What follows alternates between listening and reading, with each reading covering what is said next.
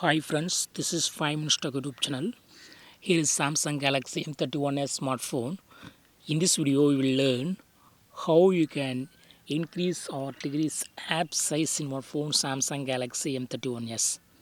First of all, go to the settings and click on home screen and click on apps screen grid. And here you have 4 into 6 option default. If you want to decrease app size, you can choose other options 5 cross 5 or 5 cross 6.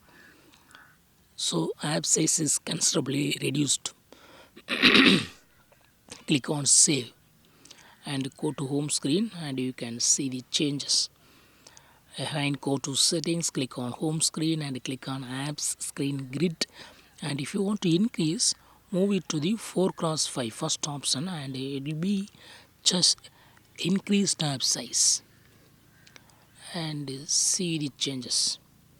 Somewhat app size is increased. So in this way you can easily decrease or increase app size in your phone Samsung Galaxy M31s. That's all friends. Thanks for watching. Bye.